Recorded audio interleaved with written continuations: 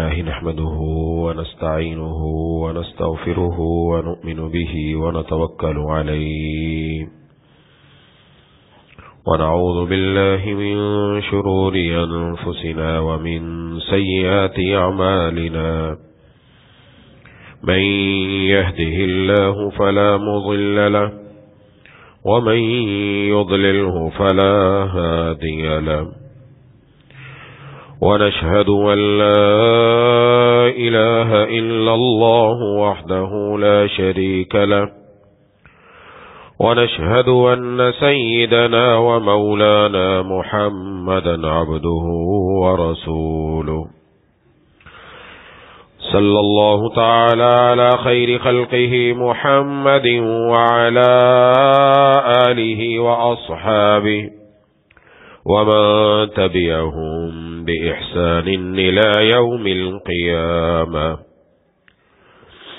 أما بعد قال رسول الله صلى الله عليه وسلم نعمتان مغبون فيهما كثير من الناس الصحة والفراغ أو كما قال عليه الصلاة والسلام.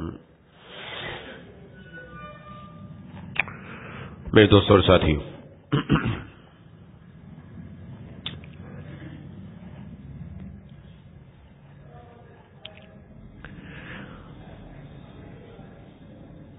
احادیث کے اندر محدثین کرام نے تمام کتابوں میں ایک عنوان قائم کیا ہے، کتاب الرقاق. اس عنوان کے اندر وہ ایسی احادیث لے کر آئے ہیں کہ جن کو پڑھ کر انسان کا دل نرم ہو جاتا ہے.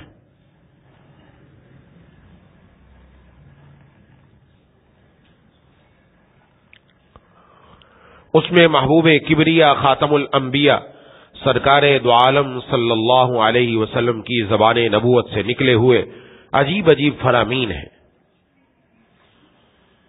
ایسے ایسے آپ صلی اللہ علیہ وسلم کی زندگی کے احوال اور آپ کے اقوال ہیں کہ انسان رونے پر مجبور ہو جائے، دل کو نرم کرتی.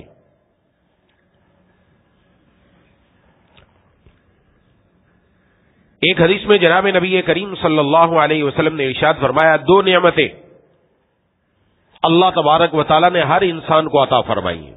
دو نعمتیں جن میں فرمایا اکثر لوگ دھوکے میں پڑے ہوئے، غفلت میں پڑے ہوئے. ایک نعمت صحت کی نعمت ہے، ایک نعمت فرصت کی نعمت ہے. سب سے پہلے یہ سمجھ لیں کہ اللہ تبارک و تعالیٰ کی نعمتیں تو بہت ہیں. ہر نعمت پر ہمارے ذمے میں 3 حق ہے. ہر نعمت پر جب بھی کوئی نعمت ملے یا پہلے سے ملی ہوئی ہے اور ابھی ذہن میں آئی کہ رب تعالیٰ نے یہ نعمت بھی مجھے دی ہے، تو آپ نے 3 کام کرنے. جس نے یہ 3 کام کر لیے اس کی دنیا بھی بن گئی، آخرت بھی بن گئی. سب سے پہلے اس نعمت کی قدر کرنی چاہیے. وہ جو نعمت اللہ تعالیٰ نے عطا فرمائی اس کی قدر کرے کہ وہ نعمت کیا ہے، اس کو ضائع نہ ہونے دے. یہ نعمت کی قدر ہے.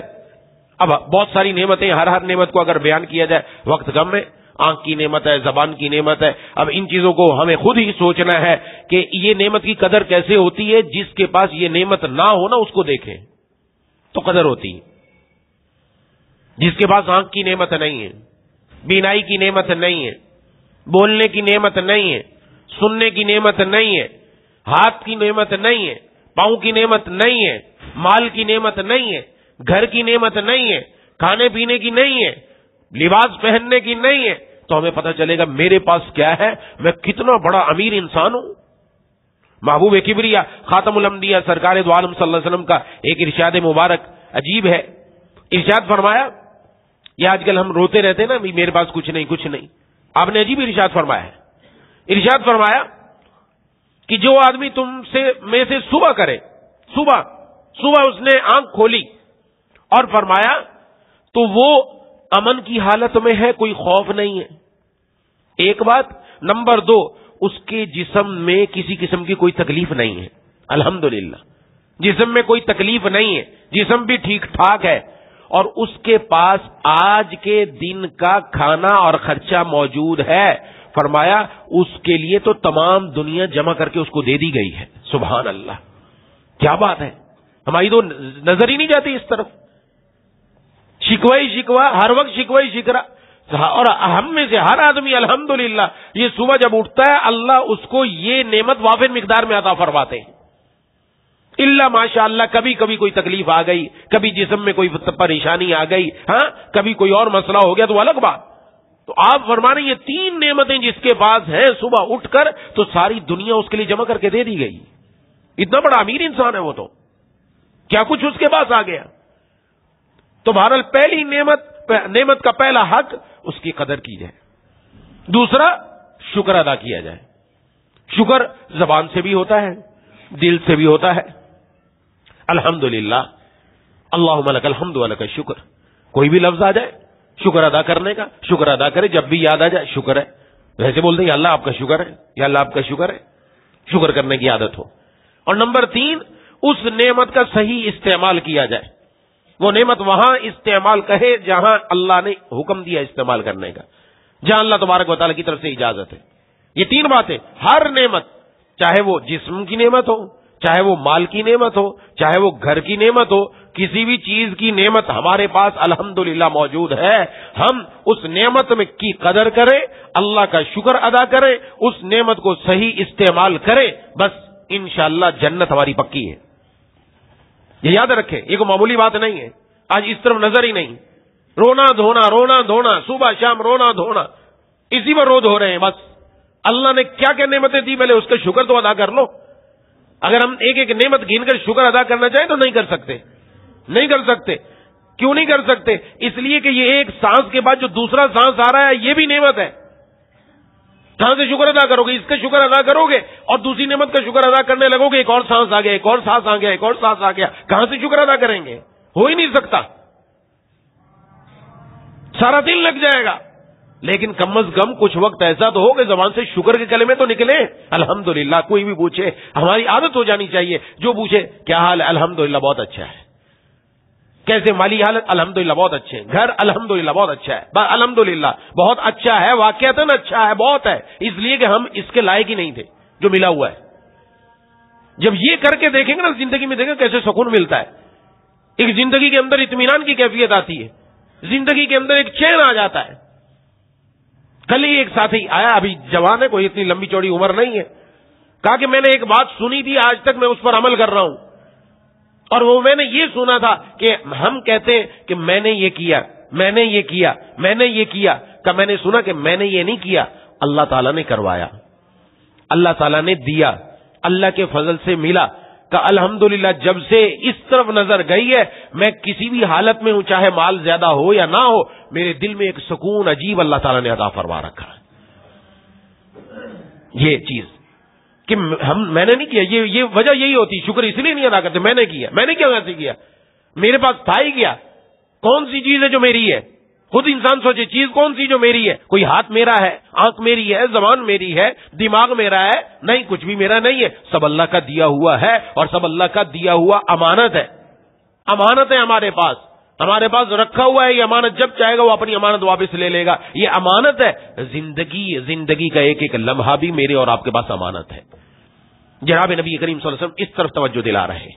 آج سب سے بڑی بیماری ہماری وقت کا ضائع کرنا ہے، سب سے بڑی بیماری، ام الامراض کہا جائے اس کو۔ اور پھر یہ وقت ضائع کہاں ہو رہا ہے؟ اللہ کی نافرمانیوں میں، غلط جگہوں میں۔ یہ اس لیے آپ صلی اللہ علیہ وسلم نے ارشاد فرمایا کہ اکثر لوگ اس سے غافل ہیں، دھوکے میں پڑے ہوئے ہیں۔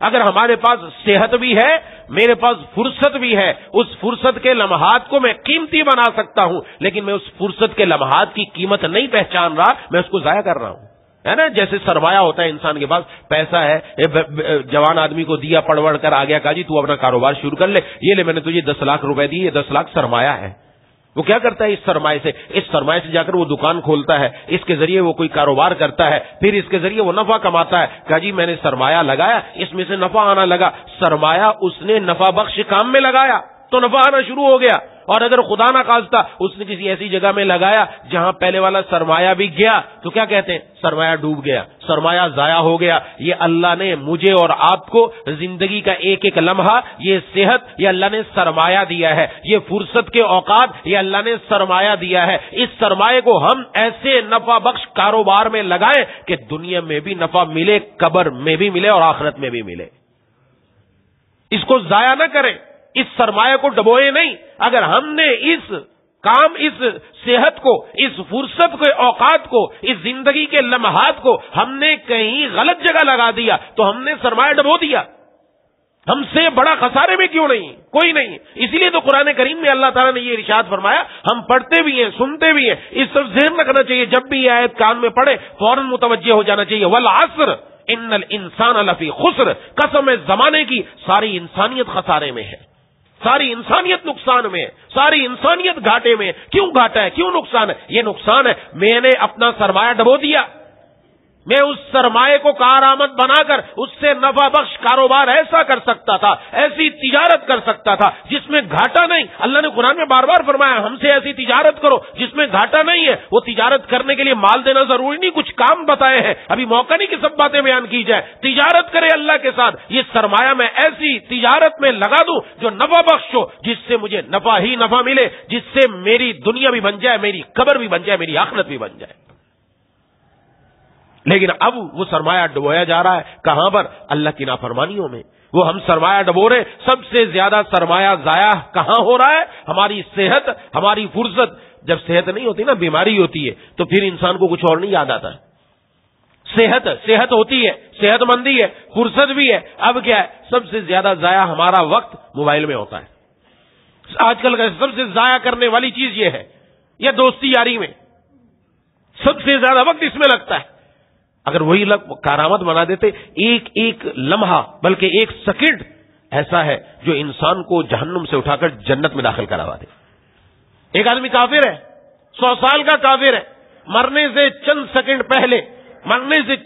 پہلے اس نے کلمہ پڑھ لیا، لا الہ الا اللہ محمد رسول اللہ، اشہد ان لا الہ الا اللہ. اس نے گواہی دے دی. وہ ایک سیکنڈ کا یہ موقع ملا. اس موقع میں وہ کہاں سے اٹھا؟ وہ جہنم سے اٹھا اور سیدھا جنت کے اندر پہنچ گیا.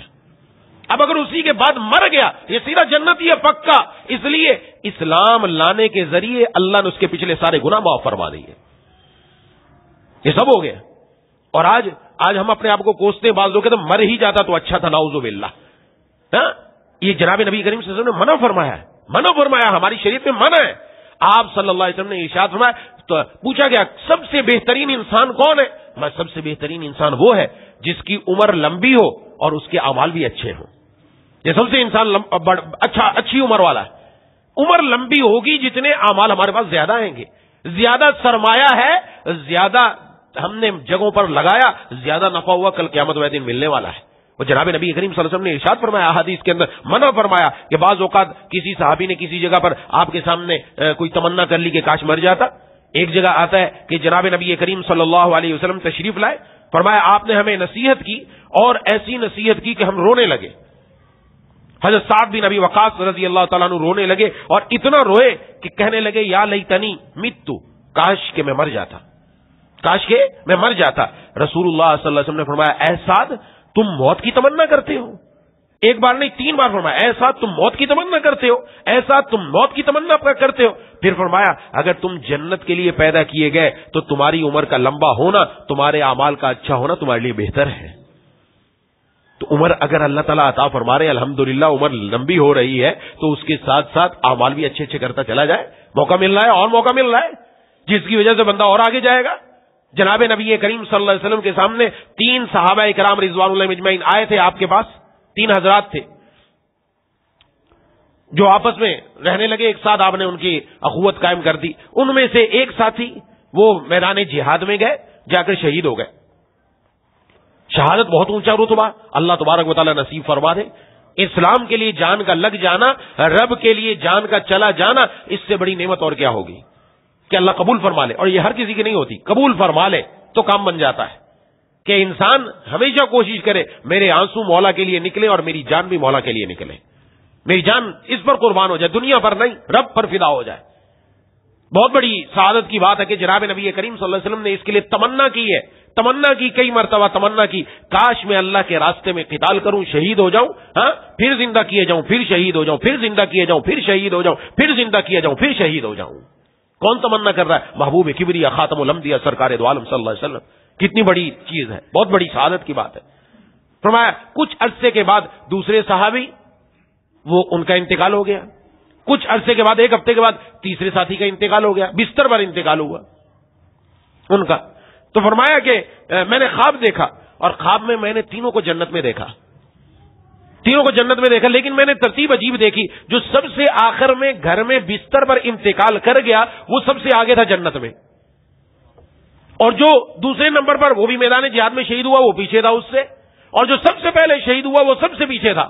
ان تینوں میں وہ پہلے نمبر پر وہ جو گھر میں بستر پر انتقال کر گیا، کہ میرے دل میں سوال پیدا ہوا، شبہ پیدا ہوا، یہ تو شہید ہوا، شہادت اتنا بڑا رتبہ، وہ بندہ آگے چلا گیا، یہ پیچھے ہو گیا، یہ کیا ہوا؟ جناب نبی کریم صلی اللہ علیہ وسلم سے عرض کیا، آپ صلی اللہ علیہ وسلم نے ارشاد فرمایا، یہ بات سمجھنے کی ہے، آپ نے ارشاد فرمایا کہ پہلا اس کی عمر میں 1 ہفتہ کم تھا، اس نے جو نیکیاں کی اس کی کم تھی، دوسرے کو 1 ہفتہ مزید موقع ملا، مثلا 7 دن اور موقع ملا، اس نے اس میں نمازیں بھی پڑھی، روزے بھی رکھے، تلاوت بھی کی، تسبیحات بھی کی، تو اس کا ثواب کہاں جائے گا؟ وہ بھی تو اللہ تعالیٰ ثواب دیں گے نا اس کو، اس لیے وہ آگے بڑھ گیا۔ اور جو سب سے آخر میں انتقال کر گیا اس کو تو اور زیادہ موقع مل گیا، اس نے نمازیں بھی پڑھی، روزے بھی رکھے، اللہ تبارک و تعالیٰ کے احکام پر عمل بھی کیا، اس کا جو ثواب ملا وہ کہاں گیا؟ اس کی وجہ سے اور آگے بڑھ گیا۔ اور ظاہر ہے صحابہ اکرام میں سے ہر ایک اپنے دل میں یہ نیت رکھتا تھا کب موقع ملے، کب اللہ کے راستے میں جا کر اپنی جان آفرین کے حوالے کر دوں، تو تمنا سچی ہوتی تھی دل میں، اللہ اگر بستر پر بھی موت آتی تھی شہادت کا ثواب عطا فرماتے تھے۔ تو اب یہ عمر بڑی، اعمال بڑھ گئے، نیکیاں بڑھ گئی، اس کی وجہ سے جنت میں درجہ بھی بڑھ گیا۔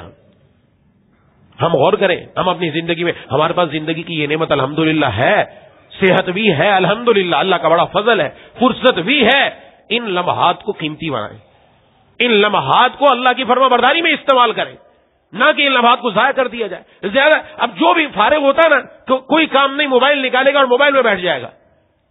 اور ہماری ایک یہ بھی عجیب حالت ہے، کوئی اگر ہم سے بات کرنے لگا ہے، کوئی آدمی بیٹھا ہے تب بھی موبائل نکال کر اس میں کر رہے ہیں، یہ تو بے ادبی کی بات ہے نا، یہ تو معاشرت کی بات نہیں ہے۔ ایک آدمی آپ سے گفتگو کر رہا ہے، آپ ابھی تک اپنے موبائل میں لگے ہوئے، بچے گھروں میں جائیں، اما ابا ان کی طرف متوجہ، بچہ موبائل میں متوجہ، بیوی شوہر کی طرف متوجہ، شوہر صاحب اپنے موبائل میں گیم کھیل رہا ہے، اسکور پورا کر رہا ہے، تو بچہ ہے کہ گیم کھیل رہا ہے بیٹھ کر، اس کی بھی تو کوئی بات سن لو، پھر لڑائیاں نہیں ہوگی، جھگڑے نہیں ہوگی تو کیا ہوگے؟ اور بیوی صاحبہ وہ اپنے موبائل میں مصروف ہے، ہر ایک موبائل میں مصروف ہے۔ کتنے مجھے آگے نوجوان بتاتے ہیں، ایسا نہیں ہے کہ یہ انہونی بات ہے، کہ گھر میں ہر ایک کے پاس اپنا اپنا موبائل ہے، اینڈرائڈ موبائل ہے، بڑے بڑے موبائل لے رکھے ہیں سب نے، اور گھر میں کسی کو کسی سے فرصت نہیں ہے بات کرنے کی، جو بھی گھر میں آتا ہے اپنا موبائل نکالا اور صاحب اس میں مصروف ہے، بس کھانا کھایا، اس کے بعد آرام کرو، اس کے بعد پھر اسی میں لگ جاؤ۔ یہ زندگی ہے، اس کام کے لیے دنیا میں آئے تھے، اس کام کے لیے آئے تھے۔ علامہ ابن حجر اسقلانی رحمۃ اللہ اکابر صحابہ کی بات تو الگ ہے، وہ تو وقت کو کیا ضائع کریں گے، وہ تو ایک ایک لمحے کو قیمتی بناتے تھے، ایک ایک لمحے کو۔ لیکن علامہ ابن حجر اسقلانی رحمۃ اللہ علیہ بخاری شریف کی شرح لکھی ہے، بخاری شریف جو اصح الکتب ہے، کتاب اللہ کے بعد سب سے بڑی کتاب، صحیح کتاب، اس کی انہوں نے شرح لکھی۔ وہ شرح اس دور کے اندر یہ آج والے قلم نہیں تھے، وہ والا قلم ہوا کرتا تھا جو بانس سے قلم بنتا تھا، بار بار دوات میں ڈبونا پڑتا تھا، بار بار لکھا کرتے تھے، اس سے انہوں نے احادیث لکھی، ان احادیث کی شرح لکھی کہ اللہ نے مقام عطا فرمایا ان لوگوں کو۔ آج تک جو ان سے فائدہ حاصل ہو رہا ہے سب ان کو ثواب مل رہا ہے ماشاءاللہ، جو وہ باتیں بتا کر گئے ہیں۔ تو وہ قلم وہ بار بار بنانا پڑتا ہے، پتہ ہوگا جن لوگوں نے استعمال کیا ہے، اس کا کت بنانا پڑتا ہے، تھوڑی دیر لکھنے کے بعد کچھ وقت کے بعد اس کو صحیح کرنا پڑتا ہے، جس طرح پینسل دوبارہ گھڑنی پڑتی ہے ہمیں شارپنر کے اندر، ایسے اس کو ٹھیک کرنا پڑتا ہے چھری کے ساتھ، کوئی تیز چیز کے ساتھ۔ وہ جب کت بناتے تھے نا اس دوران بھی فرمایا کہ میں فارغ کیوں رہوں، کت بنا رہا ہوں، میری زبان اللہ کے ذکر میں مشغول رہے، اس وقت میں ذکر اللہ میں مشغول۔ اور ہمارے پاس کتنا موقع ہے، ہم گھر سے آ رہے ہیں، گھر جا رہے ہیں، بھلے مسجد آ رہے ہیں، کسی کام سے جا رہے ہیں، اپنی ملازمت پر جانا ہے، اپنے کاروبار پر جانا ہے، کوئی آدمی سیل میں نہیں کر رہا ہے، وہ 10 دکانوں پر جا رہا ہے، راستے کے اندر کیا ہے، کچھ ہے کام، کوئی اور کام ہے، کوئی کام نہیں۔ اس زبان کو اگر اللہ کے ذکر میں مشغول کر دے تو سبحان اللہ وارے نیارے ہو جائے۔ یہ گھر آ گئے، گھر آ کر ہم تھوڑی سی تلاوت کر سکتے ہیں. وہ لمحہ جو ہم نے فیس بک پر ضائع کر دیا، کس میں؟ وہ اوپر نیچے کرتا رہا، کون سی پوسٹ ہے، کون سی پوسٹ ہے، میری پوسٹ کو کتنے لائک ملے، میری پوسٹ کو کتنے لوگوں نے ری ٹویٹ کیا، کتنے آگے گئے، کتنے پیچھے ہوئے. بس اسی چکر میں ہی پورے ہو جاؤ. ٹک ٹاک پر میں نے یہ فلانی چیز بنا دی، دیکھو اس کا کیا ہوا. اسی گند کے اندر ہی رہنا ہے کیا زندگی؟ یہ اس لیے دی تھی اللہ تعالیٰ نے. بس صبح سے شام یہی ہو رہا ہے. ہر نوجوان کو چکر ہے میں ٹک ٹاکر بن جاؤں. ٹک ٹاکر بن کر تجھے کتنی نعمت ملے گی. ٹک ٹاکر بن کر کل قیامت میں دن خدا نہ خواستہ یہ ٹک ٹاکر کی فہرست میں جائے گا، حضور کے ماننے والوں کی فہرست میں نہیں جائے گا. کبھی غور کیا ہے اپنی زندگی کے اندر؟ حضور کا امتی ہے. جناب نبی کریم صلی اللہ علیہ وسلم نے ارشاد فرمایا، عجیب بات ہے، ارشاد فرمایا، ایک مرتبہ ہماری مائیں بیٹھی ہوئی تھی، آپ صلی اللہ علیہ وسلم نے ارشاد فرمایا کہ جس کے 2 بچے فوت ہو گئے، کل قیامت والے دن ان کے لیے میرے سامان ہوں گے. کیا مطلب میرے سامان ہوں گے؟ جس طرح کوئی استقبال کرنے والا پہلے سے موجود ہوتا ہے کہ آپ آئے ہمارے گھر میں، چلیے میں آپ کو لے کر اپنے گھر میں لے کر جاتا ہوں، میں فلاں دفتر میں لے کر جاتا ہوں. استقبال کرنے والے ہمارے یہ بچے استقبال کرنے والے ہوں گے، اٹھا کے جنت میں لے جائیں گے. عرض کیا جس کے 2 بچے ہو، 1 بچہ ہو، فرمایا وہ بھی اس کا میرے سامان ہوگا، وہ بھی ماں باپ کو لے جائے گا. فرمایا جس کا کوئی نہ ہو، جس کا کوئی بھی نہ ہو، اس کے لیے کیا ہوگا؟ جناب نبی کریم صلی اللہ علیہ وسلم نے ارشاد فرمایا میں اس کا میرے سامان ہوگا. میں اس کا میرے سامان ہوگا اس لیے کہ میری وفات سے امت کو جو تکلیف پہنچی وہ کسی کو نہیں پہنچی. میری وفات سب سے زیادہ تکلیف دہ ہے ان کے لیے.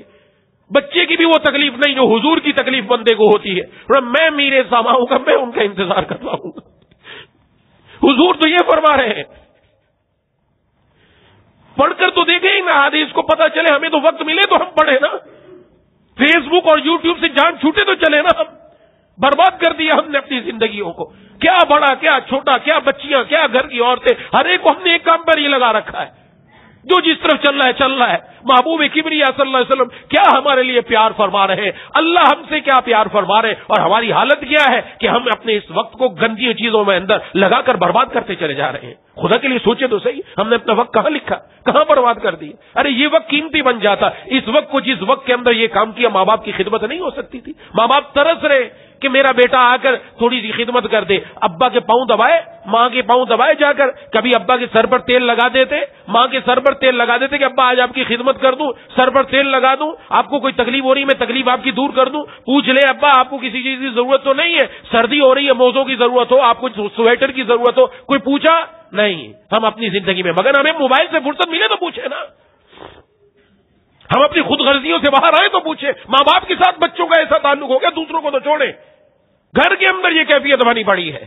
وہ ایک لمحہ ہم ان کی خدمت کر کے اپنے لیے جنت بنوا سکتے ہیں. وہ لمحہ جو ہم نے فیس بک پر ضائع کیا، قرآن کریم کے ایک ایک ورق کی تلاوت نہیں ہو سکتی تھی.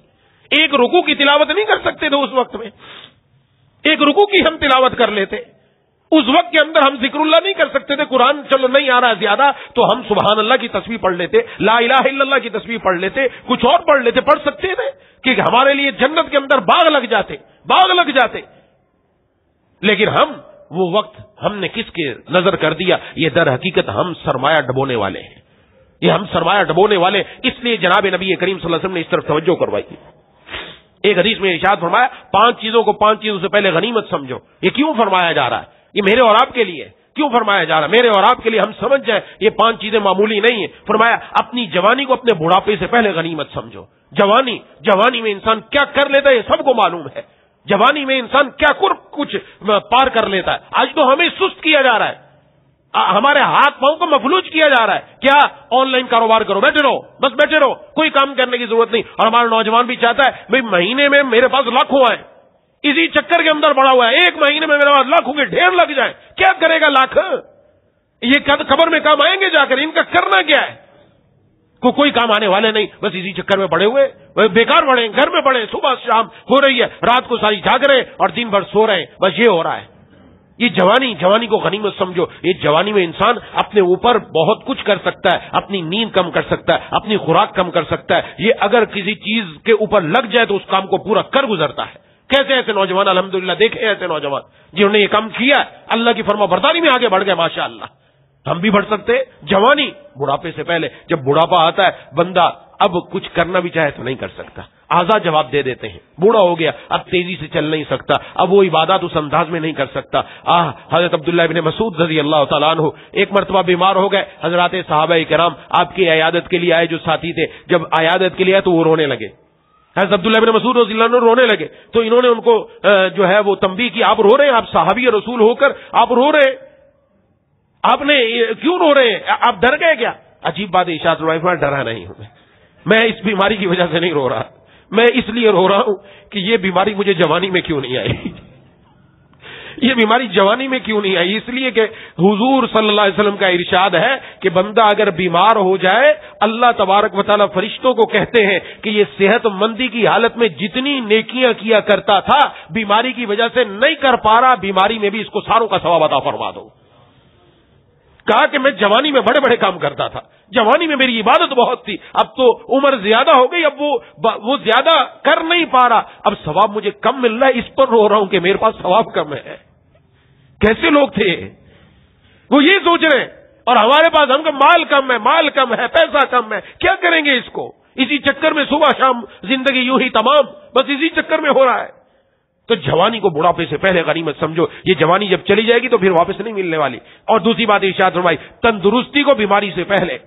صحت میں انسان بڑا کچھ کرتا ہے, بیماری میں لیٹ جائے گا بستر پر, کیا کرے گا؟ اٹھنا بھی چاہے آج کل تو بخار ہی اتنا شدید آ جاتا ہے بندے کو کہ اس کے جسم کی ساری طاقت نچوڑ لیتا ہے. پھر بیچارے کو وقت لگ جاتا ہے, کئی دن لگ جاتے ہیں کھڑا ہونے میں, چلتے ہوئے بھی چکر آ رہے ہیں. آج کل تو ہماری صحت ایسی ہے نا, یہ کیفیت بن گئی. اب کیا کرے گا؟ مسجد میں نہیں آ سکے گا, نمازیں نہیں پڑھ سکے گا, وہ تلاوت وہ سارے کام نہیں کر سکے گا نا. صحت میں تو سب کچھ کر سکتے ہیں الحمدللہ, آگے بڑھ کے سب کام کر سکتے ہیں, رات کو اٹھ کے تہجد کی پابندی بھی کر سکتے ہیں, رب کو منا بھی سکتے ہیں, دین کا کام بھی کر سکتے ہیں, کیا کچھ کر سکتے ہیں. ہر آدمی جانتا ہے میں کیا کچھ کر سکتا ہوں. تیسری بات ارشاد فرمائی, اپنی مالداری کو اپنے فقر سے پہلے. جن کے پاس مال کی نعمت ہے, آج مال کچھ موجود ہے اس کے پاس, تو وہ اپنے مال کو اپنے فقر سے پہلے غنیمت سمجھے. یہ مال اللہ نے مجھے دیا, اڑانے کے لیے نہیں دیا میں ادھر ادھر دائیں بائیں اڑا دوں. یہ مال میرے لیے کارآمد ہے, اس کو اپنے اوپر خرچ کر لوں, اپنے بیوی بچوں پر خرچ کر دوں, اپنے والدین پر خرچ کر دوں, اپنے اہل و عیال پر خرچ کر دوں, جو بچ جائے وہ میں اللہ کے راستے میں خرچ کر دوں. یہ مال اس کے پاس ہے. اب فقر سے پہلے پھر فقر آ گیا تو پھر انسان پچھتاتا رہ جائے گا. اب کیا کرنا ہے تو اللہ کے راستے میں یہ اپنے مال کو غنیمت سمجھو, اور اپنی فراغت کو اپنی مشغولیت سے پہلے. ابھی فراغت ہے, اللہ تعالیٰ نے کچھ فرصت دے رکھی ہے کہ چلو کام بھی کرتے, کام کیا 6 گھنٹے کیا 7 گھنٹہ کیا, اس کے علاوہ ہمارے پاس فرصت ہی فرصت ہے. اس فرصت کو غنیمت سمجھو اور اس فرصت کو اللہ تبارک و تعالیٰ کے راستے میں لگا دو. ایسا نہ ہو کہ یہ فرصت تمہاری ختم ہو جائے پھر تم مسلسل مشغول ہو جاؤ. اور پانچویں چیز ارشاد میں, اپنی زندگی کو اپنی موت سے پہلے غنیمت سمجھو. بڑی اہم بات, زندگی یہ اللہ نے ہمیں دے رکھی ہے. نہ جانے بلا لے پیا کس گھڑی, تو رہ جائے تکتی کھڑی کی کھڑی, کس وقت رب تعالیٰ کی طرف سے بلاوا آ جائے. تو موت سے پہلے اپنی زندگی کو غنیمت سمجھے. زندگی غنیمت کیسے بنے گی؟ میں اور آپ اس زندگی کی قدر کرنے والے بن جائیں. یہ زندگی بڑی قیمتی ہے, اللہ تعالیٰ کا بہت بڑا تحفہ ہے کہ اس زندگی کا ایک ایک لمحہ میں اپنا ایسا گزار لوں کہ میں جنت کا خریدار بن جاؤں. جناب نبی کریم صلی اللہ علیہ وسلم نے ارشاد فرمایا, ہر انسان جب صبح کرتا ہے وہ اپنے رب کے ساتھ سودا کرتا ہے. ہر انسان, کوئی سمجھے نہ سمجھے, میں اور آپ میں سے ہر انسان, دنیا کا ہر انسان وہ سودا کر رہا ہے. کیا سودا کر رہا ہے؟ کس کے ساتھ سودا کر رہا ہے؟ کیا چیز دے کر سودا کر رہا ہے؟ یہی جان ہے, یہی زندگی ہے.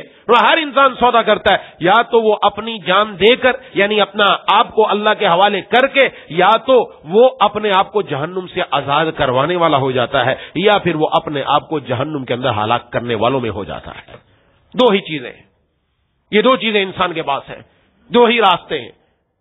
اب میری اور آپ کی ذمہ داری ہے ہم اپنے وقت کا صحیح استعمال کریں. یہ وقت جو ادھر ادھر دائیں بائیں کے لمحات میں چلا جاتا ہے, اس کو تھوڑا سا ہم وقت کو بچانے کی جب کوشش کریں گے بچے گا. ہمت کرنے کی ضرورت ہے. ہمت کر کے میں اس وقت کو کتاب اللہ قرآن پڑھنے میں لگا دوں, میں دین سیکھنے میں لگا دوں, میں اس وقت کو اللہ تبارک و تعالیٰ کے کاموں میں لگا دوں, ذکر میں لگا دوں, تسبیحات میں لگا دوں, کسی سیرت کی کتاب کے مطالعے میں لگا دوں, میں حضور کی سیرت پڑھوں, حضور کے احوال پڑھوں, میرے محبوب صلی اللہ علیہ وسلم کیسے تھے, ان کا جمال کیسا تھا, آپ کا رہنا کیسا تھا, آپ گھر میں کیسے رہتے تھے, باہر کیسے رہتے تھے, آپ کا چلنا پھرنا کیسا تھا, یہ میں پڑھوں تاکہ مجھے پتا چلے کہ میرے محبوب صلی اللہ علیہ وسلم کی یہ شان ہے.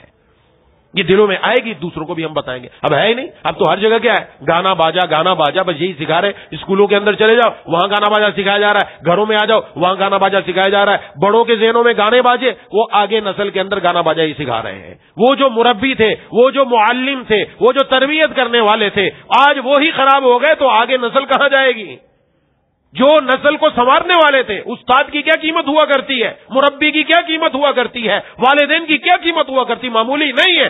آج وہی ان کو بگاڑنے میں پہلے نمبر پر ہے، آج وہی ان کو اللہ سے دور کرنے میں پہلے نمبر پر ہے. نچوا رہے ہیں، اپنی بیٹیوں کو نچوا رہے ہیں، اسکول کے اندر میسیں نچوا رہی ہیں، ماسٹر نچوا رہے ہیں، استاد نچوا رہے ہیں، ناچو بھائی، گانے چل رہے ہیں اور فنکشن ہو رہے ہیں. یہ دنیا کے اندر یہی کام رہ گیا، باقی اور کچھ کام باقی نہیں بچا.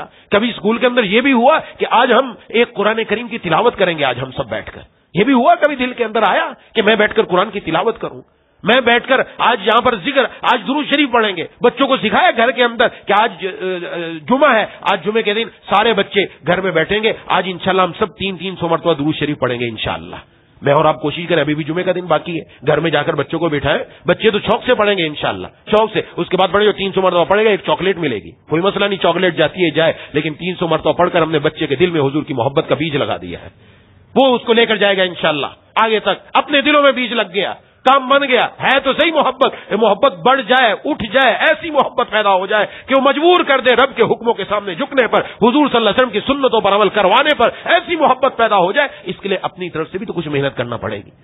اس لیے میں اور آپ کوشش کریں، رب تعالیٰ نے جو ہمیں زندگی کی نعمت عطا فرما رکھی ہے، جو اوقات کی نعمت عطا فرما رکھی ہے، اس اوقات کی ہم قیمت اور قدر بھی پہچانیں، اللہ کا شکر بھی ادا کریں اور اس کو صحیح استعمال کریں. اللہ تعالیٰ ہم سب کو ان باتوں پر عمل کرنے کی توفیق عطا فرمائے. وآخر دعوانا ان الحمدللہ رب العالمین. الحمدللہ رب العالمین الرحمن الرحیم مالک یوم الدین ایاک نعبد وایاک نستعین اهدنا الصراط المستقیم صراط الذین انعمت علیہم غیر المغضوب علیہم ولا الضالین. اللهم صل على سيدنا مولانا محمد وعلى آل سيدنا مولانا محمد وبارك وسلم. ربنا اغفر لنا ذنوبنا وكفر عنا سيئاتنا وتوفنا مع الأبرار. ربنا لا تزغ قلوبنا بعد إذ هديتنا وهب لنا من لدنك رحمة إنك أنت الوهاب. رب أوزعني أن أشكر نعمتك التي أنعمت علي وعلى والدي. اللهم أعنا على ذكرك وشكرك وحسن عبادتك. مولا کریم الہ العالمین اے ارحم الراحمین یا ذا الجلال والاکرام، ہم سب کی حاضری کو اپنی بارگاہ میں قبول و مقبول فرما لیجیے. یا اللہ ہم سب کی سیرت اور صورت کو اپنے پیار کے قابل بنا لیجیے. مولا کریم الہ العالمین اے ارحم الراحمین یا ذا الجلال والاکرام، جس طرح آج آپ نے اپنے گھر پر در پر سر سجدے میں رکھنے کی توفیق عطا فرمائی، روزانہ اسی طرح 5 وقت اپنے در پر سر سجدے میں رکھنے کی توفیق عطا فرما دیں. مولا کریم الہ العالمین ہم سب کو 5 وقت کا نمازی باجماعت مسجد میں تکبیر اولیٰ کے ساتھ پڑھنے والا بنا دیجیے. مولا کریم گھروں میں عورتوں کو بھی نمازوں کی پابندی کرنے کی توفیق عطا فرما دیجیے. مولا کریم الہ العالمین ہم سب کو قرآن کریم سے اپنا مضبوط تعلق جوڑنے کی توفیق عطا فرما. یا اللہ ہم اپنے اوقات کو صحیح کاموں کے اندر لگائیں، نفع بخش کاموں کے اندر اپنے اوقات کو لگانے کی توفیق عطا فرما. یا اللہ جن جگہوں پر ہم اپنا وقت ضائع کر دیتے ہیں موبائل کے اندر، یا اللہ خود ہی ہمارے دل میں اس کی نفرت پیدا فرما کر مولا کریم ہم سب کو کارآمد عبادات کے اندر، تلاوت کے اندر، تسبیحات کے اندر، والدین کی خدمت کے اندر، دین کے کاموں کے اندر اپنے اوقات کو لگانے کی توفیق عطا فرما دیجیے. مولا کریم الہ العالمین ہمارے اوقات میں برکت عطا فرما دے. یا اللہ یا ذا الجلال والاکرام، یا اللہ یا ارحم الراحمین یا ارحم الراحمین اس دن کی ساری خیریں ہمیں عطا فرما دیجیے. یا اللہ اس دن میں ہمارے لیے اپنی فتح کے دروازے، اپنی نصرت کے دروازے، برکت کے دروازے، ہدایت کے دروازے کھول دیجیے. مولا کریم الہ العالمین اے ارحم الراحمین یا ذا الجلال والاکرام ہم میں سے جو بیمار ہے، گھروں میں جو بیمار ہے، دوستوں احباب میں جو بیمار ہے، جنہوں نے بیماروں کے لیے دعا کے لیے کہا ہے، کہنا چاہتے تھے نہیں کہہ سکے، امید رکھتے ہیں پیغام پہنچایا نہ پہنچ سکا، سب کو شفائے کاملہ عاجلہ مستمر عطا فرما.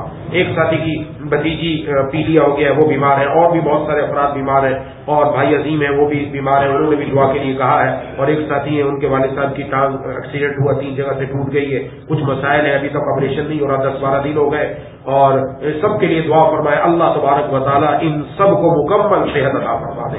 اور بھی ہم میں سے بھی اس مسجد کے اندر جتنے افراد ہیں، ہم میں سے کوئی بیمار ہے، ہمارے گھر والوں میں سے کوئی بیمار ہے، یا ہسپتالوں میں کوئی بیمار ہے، جہاں جہاں جو بیمار ہے، یا اللہ اپنے صحت کے خزانوں سے سب کو صحت کی دولت سے مالا مال فرما دیجیے. یا الہ العالمین یا ارحم الراحمین یا ذی الجلال والاکرام جتنے بھی ہمارے عزیز اقربا دنیا سے جا چکے ہیں یا اللہ سب کے قبروں کو نور سے منور فرما دیجیے، سب کو جنت الفردوس میں جگہ عطا فرما دیجیے یا اللہ ہمیں اپنے والدین کی آنکھوں کی ٹھنڈک بنا دیجیے، ہمارے والدین کی ہر دکھ درد تکلیف بیماری دور فرما دیجیے، دنیا میں بھی انہیں خوشیاں نصیب فرما، آخرت میں بھی یا اللہ درجات عالیہ نصیب فرما۔ مولا کریم ہم سب کو مرنے سے پہلے موت کی تیاری کرنے کی توفیق عطا فرما۔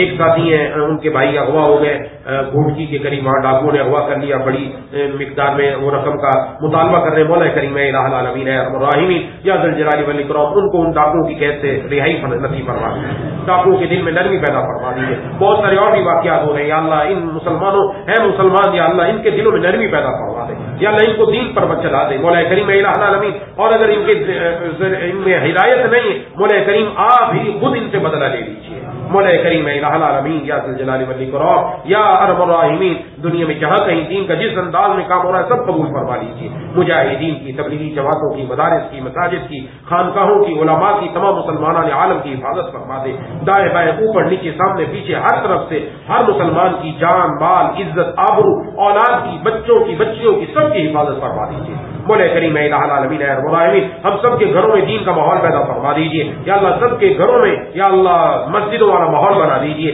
یا اللہ، بچوں کے دلوں میں، بچیوں کے دلوں میں، خواتین کے دلوں میں، مردوں کے دلوں میں، جوانوں کے دلوں میں، بوڑھوں کے دل میں، سب کے دل میں یا اللہ اپنا دین پیدا فرما دیجیے، دین داخل فرما دیجیے، دین کی اشد محبت عطا فرما دیجیے یا اللہ یا الہ العالمین۔ ہم سب آپ کے دین پر چلنے والے بن جائیں مولا کریم الہ العالمین۔ آپ کے محبوب سرکار دو عالم صلی اللہ علیہ وسلم نے جو ہماری ہدایت کے لیے جو رہنمائیاں فرمائی ہیں، آپ جو ہمارے لیے روئے ہیں مولا کریم الہ العالمین ارحم الراحمین یا اللہ، اس کے صدقے یا اللہ اپنے محبوب صلی اللہ علیہ وسلم کے صدقے ہم سب کی ہدایت کا فیصلہ فرما دیجیے، ہم سب کو اپنے دین پر لگا دیجیے مولا کریم یا ذی الجلال والاکرام یا ارحم الراحمین۔ با حیا با وفا با خدا بنا دیجیے مولا کریم الہ العالمین۔ سلامتی اعضاء سلامتی ایمان کے ساتھ زندہ رکھیے، سلامتی اعضاء سلامتی ایمان کے ساتھ دنیا سے اٹھائیے، ایکسیڈنٹ سے ہم سب کی حفاظت فرما دے، اچانک موت سے ہم سب کی حفاظت فرما دے یا اللہ، ہسپتالوں سے، تھانوں سے، عدالتوں سے، سب سے ہم سب کی حفاظت فرما دیجیے مولا کریم الہ العالمین ارحم الراحمین یا ذی الجلال والاکرام۔ رقیق القلب رحیم المزاج